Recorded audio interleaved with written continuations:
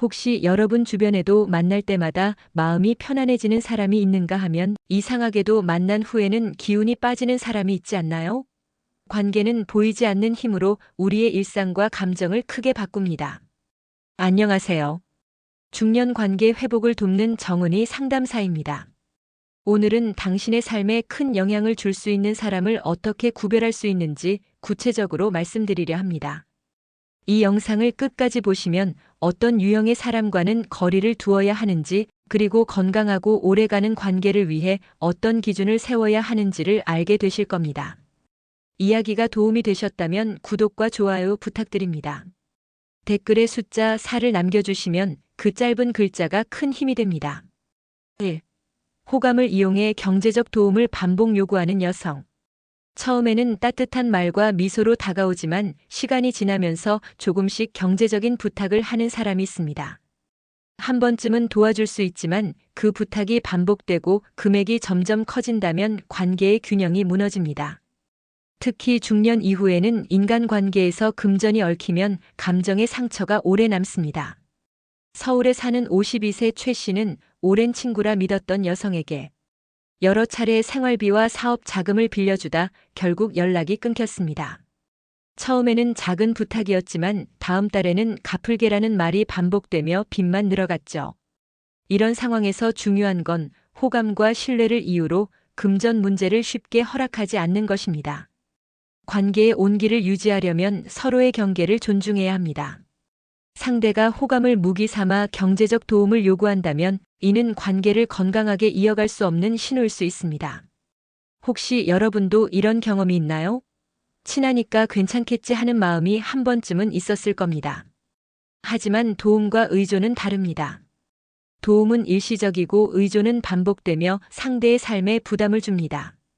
경제적 요청이 습관처럼 이어진다면 그 관계는 이미 건강하지 않은 상태입니다. 중년 이후의 인간관계는 서로의 인생을 지지하는 동시에 독립성을 유지하는 것이 핵심입니다. 호감을 이용한 반복적인 금전 요구는 결국 신뢰를 무너뜨리고 회복하기 어려운 상처를 남깁니다. 2. 부드럽게 다가와 이혼을 유도하는 조언형 여성. 마치 상담사처럼 다정하게 다가와 배우자와의 갈등 이야기를 유도하고 그 틈을 파고드는 사람이 있습니다. 처음에는 당신 힘들겠다며 공감해주지만 점차 그 결혼, 끝내는 게 맞아라는 방향으로 몰아갑니다. 이런 조언형 여성은 표면적으로는 도움을 주는 것처럼 보이지만 실제로는 상대의 삶을 크게 흔들 수 있습니다. 대구에서 자영업을 하는 58세 박 씨는 직장에서 만난 한 여성에게 가정 고민을 털어놨습니다. 그녀는 당신처럼 좋은 사람이 왜 그런 결혼 생활을 하고 있냐는 말을 자주 했고 결국 박 씨는 배우자와의 관계를 재검토하게 됐습니다. 하지만 이혼 후 그녀와의 관계는 오래가지 않았고 남은 건 후회뿐이었습니다. 부드러운 말과 따뜻한 태도 속에 숨은 의도를 구별하는 일은 쉽지 않습니다. 하지만 조언이 자꾸 한쪽 방향으로만 흐른다면 그 관계의 목적을 의심해 봐야 합니다. 특히 이혼이라는 중대한 결정을 내릴 때 감정적으로 취약한 순간을 이용하는 사람은 가까이 두기엔 위험합니다. 여러분도 혹시 누군가의 말이 내 결정을 흔든 경험이 있나요? 중년 이후의 삶에서 인간관계는 더욱 신중해야 합니다. 부드러운 조언이라도 그 방향이 내 삶을 망가뜨릴 수 있다는 사실을 잊지 마세요. 3. 과거 외모에 집착하며 과도한 대접을 기대하는 여성. 젊은 시절의 외모와 인기를 지금까지 자랑하며 그 시절처럼 대접받기를 기대하는 사람이 있습니다. 물론 추억은 아름답지만 그것을 현재의 관계에서 과도하게 요구한다면 문제가 됩니다. 경기도에 거주하는 55세 주부 박 여사님은 대학 시절 과꽃이라 불릴 정도로 인기가 많았습니다.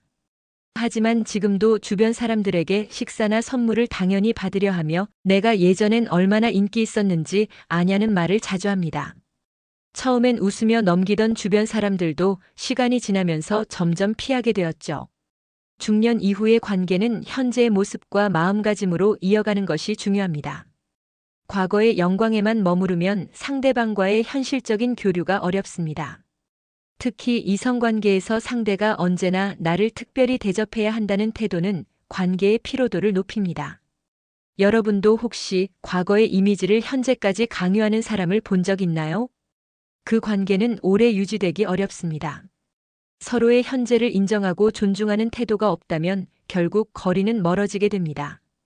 과거의 매력은 추억으로 남기고 지금의 나로서 관계를 쌓아가는 것이 건강한 방법입니다. 4. 감정 표현 없이 일방적인 관계를 유지하는 여성. 감정의 흐름이 거의 보이지 않는 사람과 관계를 이어가다 보면 마치 벽과 대화하는 듯한 답답함을 느낍니다. 웃음도 공감도 서운함도 표현하지 않으니 상대방은 계속 추측하며 에너지를 소모하게 되죠. 서울에 사는 49세 김 씨는 몇 달간 알고 지낸 한 여성과의 관계에서 이런 답답함을 경험했습니다. 기쁜 소식을 전해도 아, 그렇구나 정도로만 반응하고 힘든 상황을 나눠도 응하는 짧은 대답뿐이었습니다. 김 씨는 점점 대화를 시도하는 것 자체가 힘들어졌고 관계의 의미를 다시 생각하게 됐습니다. 감정 표현은 인간관계에서 중요한 소통의 다리입니다. 서로의 기쁨과 슬픔을 나누지 않는다면 관계는 깊어지지 못합니다. 특히 중년 이후에는 마음을 나누는 관계가 삶의 질을 높이는 큰 요소이기에 이런 일방적인 태도는 더 큰 고립감을 줄 수 있습니다. 혹시 여러분도 상대의 감정을 짐작해야 하는 관계를 유지해 본 적 있나요? 건강한 관계는 솔직한 마음 표현에서 시작됩니다. 아무리 오래 알고 지낸 사이라도 감정 교류가 없다면 그 관계는 유지되기 어렵습니다. 5. 정리되지 않은 생활 습관으로 함께 지치게 만드는 여성. 함께 시간을 보내면 늘 주변이 어수선하고 약속과 계획이 제대로 지켜지지 않는 사람과 있으면 관계가 피곤해집니다. 정리되지 않은 생활 습관은 단순히 공간의 문제가 아니라 생활 전반의 무질서로 이어지기 때문입니다. 부산에 사는 54세 이모 씨는 친분이 있던 한 여성과 동호회 활동을 함께 했습니다. 하지만 매번 준비물이 빠지거나 약속 시간에 늦는 일이 반복됐습니다. 그녀의 집에 방문했을 때는 물건이 쌓여 발 디딜 틈이 없었고 청소가 전혀 되지 않아 대화를 나누는 것조차 불편했다고 합니다. 처음엔 성격 차이려니 했지만 반복되는 무질서 속에서 관계의 피로감은 커졌습니다. 정리정돈은 상대에 대한 배려이자 함께하는 시간을 가치 있게 만드는 기본입니다. 물론 완벽함을 요구할 필요는 없습니다. 하지만 기본적인 생활 관리가 전혀 되지 않는 상태는 주변 사람의 에너지를 소모시킵니다.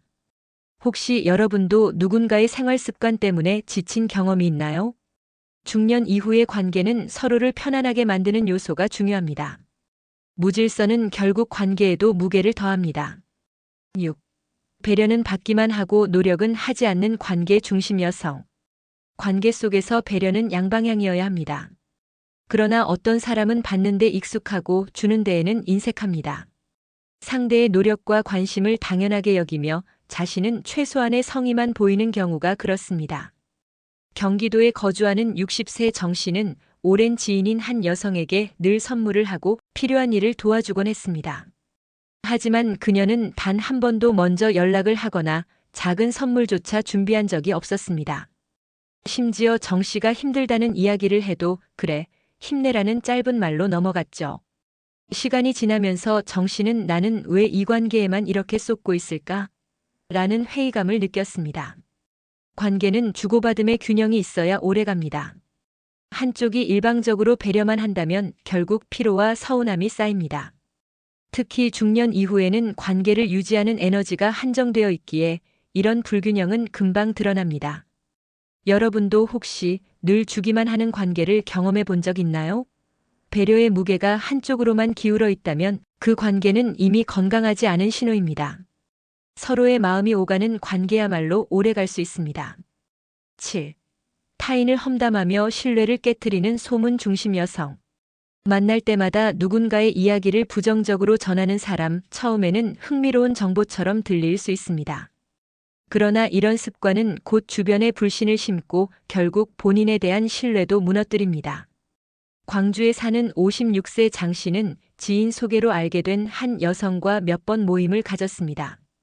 그녀는 모임에 없는 사람의 사생활과 단점을 가감없이 이야기했고 심지어 근거 없는 추측까지 덧붙였습니다.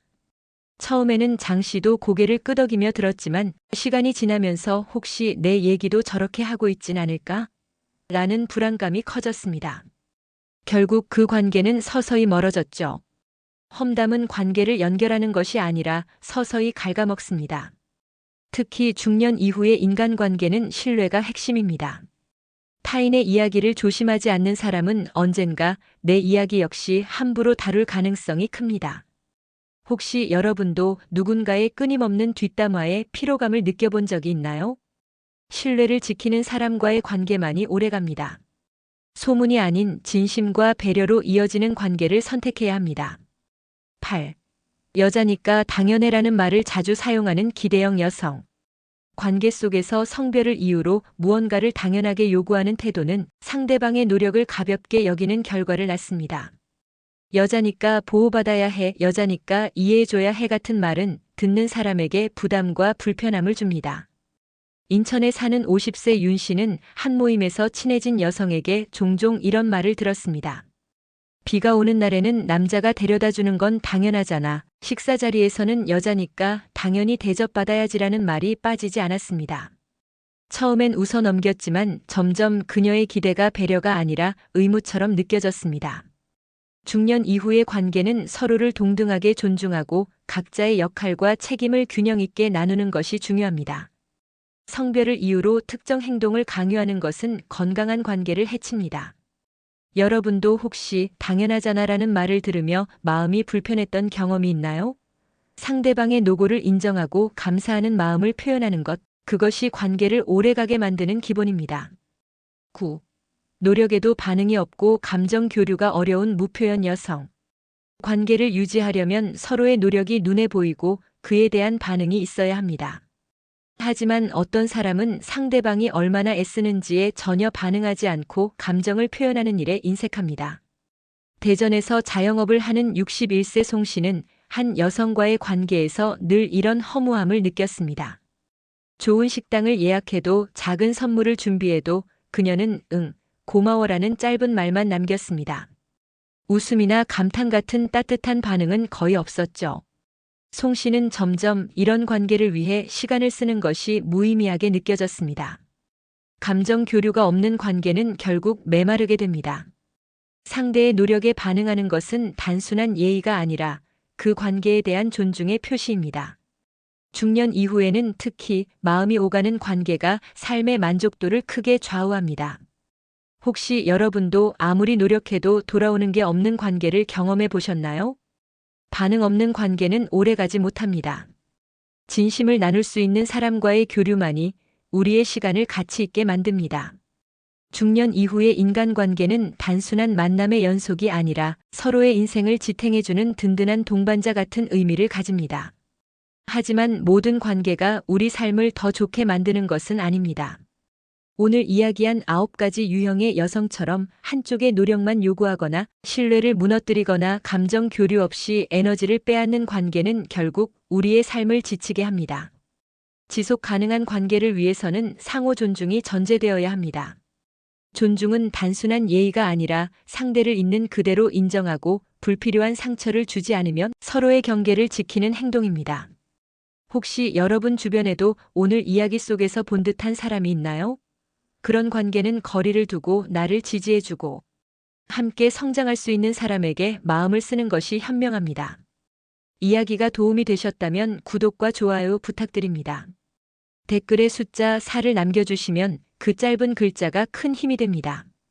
여러분의 생각과 경험도 댓글로 나눠주세요.